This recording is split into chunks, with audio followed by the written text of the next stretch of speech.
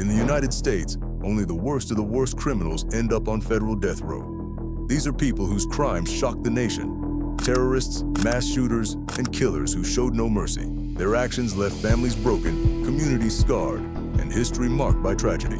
In this video, we look at 3 of the most dangerous inmates currently locked inside the most secure prisons in America, waiting for the day when justice will finally be carried out. Number 1. Dzhokhar Tsarnaev, Boston Marathon bomber. Dzhokhar Tsarnaev was just 19 years old when he became one of the most infamous terrorists in modern American history. Born in Kyrgyzstan, his family later moved to the United States, and he became a naturalized U.S. citizen only 7 months before the attack that would forever change his life. On April 15, 2013, during the annual Boston Marathon, Tsarnaev and his older brother, Tamerlan, planted 2 homemade bombs near the finish line on Boylston Street. At 2:49 p.m., the first device exploded. 12 seconds later, the second went off.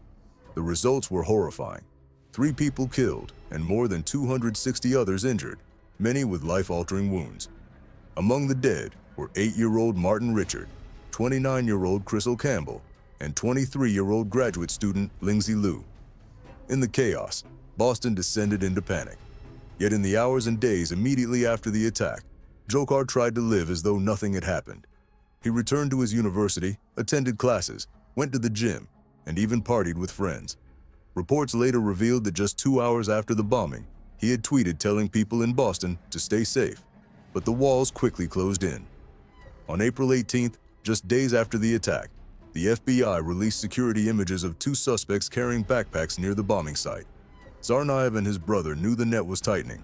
That night, they shot and killed MIT police officer Sean Collier while trying to steal his service weapon. They carjacked a vehicle, engaged in a high-speed chase, and exchanged gunfire with police. Tamerlan was critically injured during the shootout and died after being run over by his own brother in a frantic escape attempt. Dzhokhar managed to slip away, sparking one of the largest manhunts in American history. For nearly a day, Boston went into lockdown.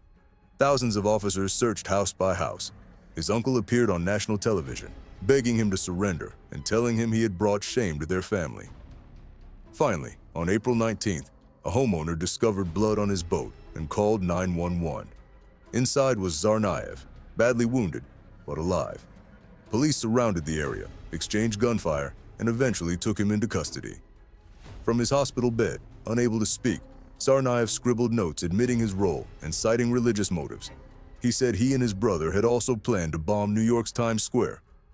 In 2015, his federal trial began. He faced 30 charges, including using a weapon of mass destruction resulting in death. He pleaded not guilty, but the evidence was overwhelming. The jury found him guilty on all counts. During sentencing, Tsarnaev gave a brief statement, apologizing to the victims and their families, saying he prayed for their healing. But for many, his words rang hollow.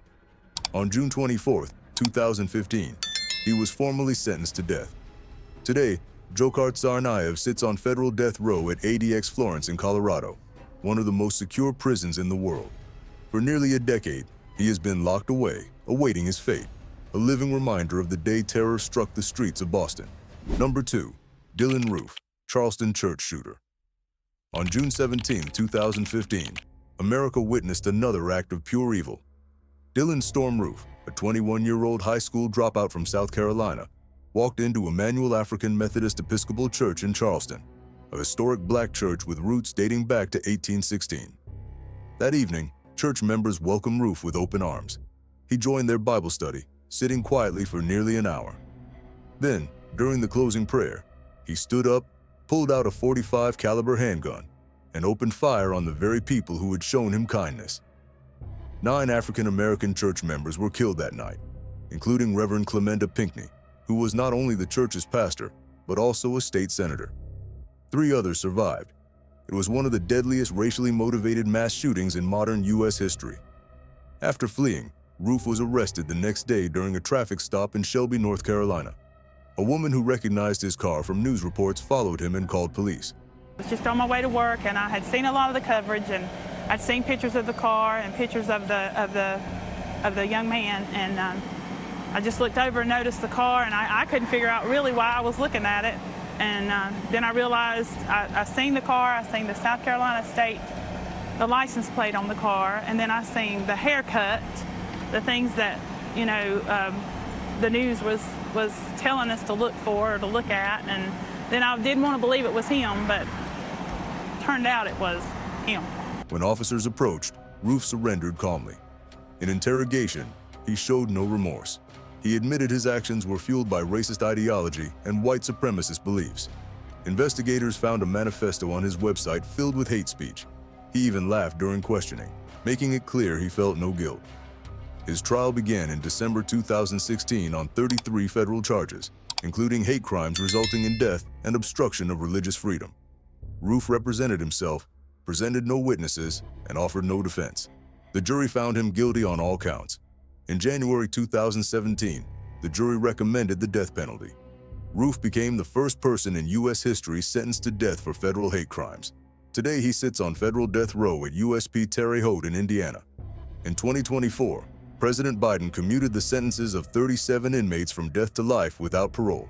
But Roof was one of 3 whose death sentence remained in place. His lack of remorse and the racial hatred behind his crime keep him among the most infamous prisoners in America. For the victims' families and the Charleston community, the pain lingers. Yet their response was one of remarkable grace. Several family members publicly forgave Roof during court hearings. Their strength in the face of hate became a lasting symbol of resilience. Number 3. Robert Bowers, Pittsburgh synagogue shooter. On the morning of October 27, 2018, worshipers gathered at the Tree of Life Synagogue in Pittsburgh for Sabbath services. Among them were elderly members of the Dor Hadash and New Light congregations. It was a peaceful Saturday morning until Robert Bowers walked in armed with an AR-15 rifle and several handguns. What followed was the deadliest attack on Jewish people in U.S. history.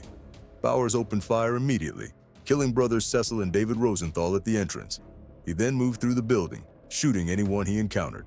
Melvin Wax, a beloved congregant hiding in a closet with others, opened the door and was shot. Dr. Jerry Rabinowitz, who ran forward hoping to help the wounded, was also killed. Over the next 20 minutes, Bowers hunted down worshipers inside the synagogue. He shouted anti-Semitic slurs, declaring that Jews had to die. By the time the attack ended, 11 people were dead, and 6 more, including 4 police officers, were injured. Police eventually shot and wounded Bowers before taking him into custody. In May 2023, his federal trial began. He faced 63 charges, including hate crimes resulting in death. His lawyers argued he suffered from brain damage and mental illness, but prosecutors presented evidence showing he had carefully planned the attack and was proud of it. In June 2023, the jury found him guilty on all counts. In August, they recommended the death penalty, and a federal judge formally sentenced him to die. He became the first person sentenced to death during the Biden administration. Bowers is now held on federal death row at USP Terre Haute. Like Tsarnaev and Roof, he will likely remain there for years as appeals work through the system. For the Jewish community, the massacre left permanent scars, but it also sparked solidarity across the country. Vigils, memorials, and renewed efforts to fight anti-Semitism became part of his victim's legacy, standing in stark contrast to the hate that fueled his crime. These 3 men, Dzhokhar Tsarnaev, Dylann Roof, and Robert Bowers, represent some of the darkest chapters in recent U.S. history.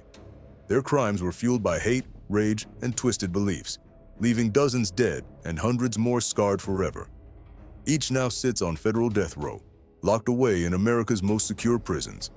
Justice may move slowly, but their names stand as reminders of the cost of hate and the strength of the communities they tried to destroy.